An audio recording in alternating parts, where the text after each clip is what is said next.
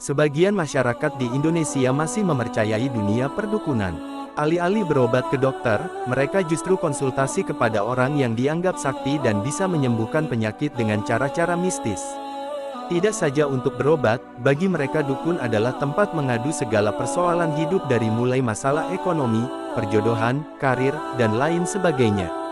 Praktik perdukunan sendiri sudah dikenal sejak pra-Islam. Dalam bahasa dukun Arab diistilahkan dengan kahanah yang diartikan menginformasikan hal-hal yang tidak bisa diketahui manusia pada umumnya, gaib. Orang yang melakukan praktik perdukunan dinamakan kahin. Imam An-Nawawi membedakan istilah kahin dengan arraf kendati kita sama-sama haram untuk mempercayainya. Menurut An-Nawawi, kahin adalah orang yang dianggap sakti karena mampu mengetahui peristiwa yang akan terjadi dan mengaku bisa mengetahui hal-hal yang tidak bisa diketahui orang pada umumnya. Seorang dukun biasanya mengklaim bisa memperbantukan jin hadam untuk melancarkan aksinya. Sementara, arraf adalah orang yang dianggap sakti karena mengklaim dirinya bisa mengetahui keberadaan barang yang dicuri, sesuatu yang hilang dan hal-hal semacamnya. An-Nawawi, Syarah Muslim, Juz X, halaman 232. Kategori dukun lebih detail, Al-Qadi, Iyad membagi dukun kahin menjadi 3 jenis. Pertama, orang yang mengaku sakti karena memiliki pembantu hadam berupa jin yang bertugas mencuri dengar perbincangan malaikat tentang perkara gaib semisal suratan takdir manusia. Jenis pertama ini sudah tidak ada sejak Nabi Muhammad diutus. Kedua, orang yang mengaku sakti sebab bisa menginformasikan hal-hal yang tidak bisa dijangkau manusia normal seperti keberadaan barang yang hilang karena dicuri. Model yang kedua ini bisa benar dan juga berbohong, tapi kita dilarang untuk mempercayainya. Dukun seperti ini masih banyak ditemukan. Ketiga, ahli nujum, jenis dukun ini masih bisa dipercayai tapi banyaknya berdusta. Termasuk jenis yang ketiga ini adalah arraf. Syekh Ali bin Ali Al-Ghazi As-Syafi'i, Al-Kawakibur Duriyah Bisyarhil Jajwahiril Barzanjiyah fi Maulidi Khairil Bariyah, 2020/67, hukum mempercayai dukun. Setelah merinci pembagian dukun di atas, Al-Qadi Iyad menegaskan, semua jenis dukun tersebut bertentangan dengan syariat dan kita haram untuk mempercayainya.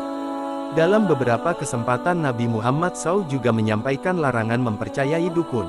Salah satunya adalah sabda beliau. Artinya, barang siapa yang mendatangi seorang peramal dan bertanya kepadanya tentang suatu perkara, maka salatnya tidak akan diterima selama 40 hari. Hari Muslim.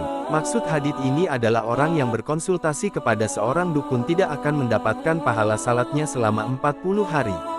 Status salatnya tetap sah sehingga tidak ada kewajiban mengqodho. Seperti orang yang salat di tempat hasil gasyab, salatnya sah tapi tidak mendapat pahala ibadahnya.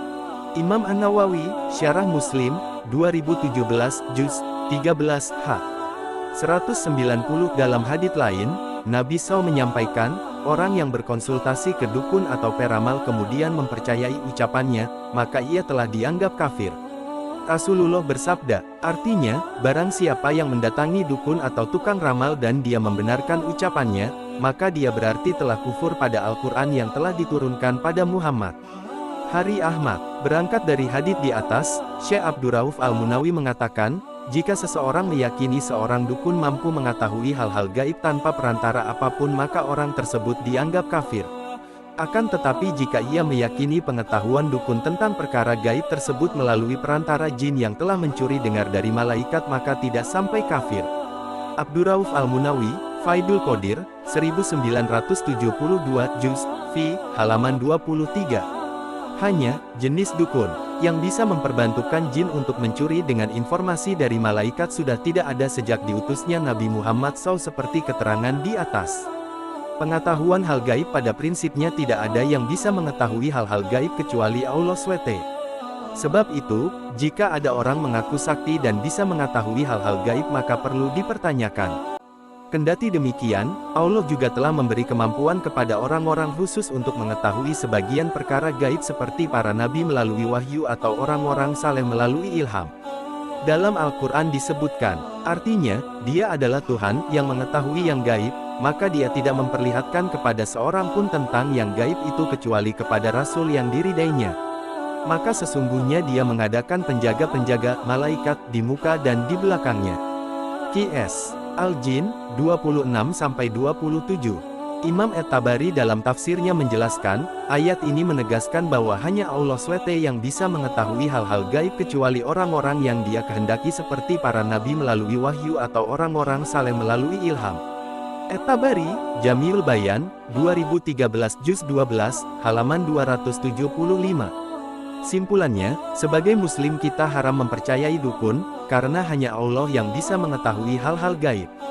Jikapun ada orang yang mengaku bisa mengetahui hal gaib, maka perlu dicermati terlebih dahulu kepribadiannya, apakah dia orang saleh atau orang biasa yang punya kepentingan tertentu.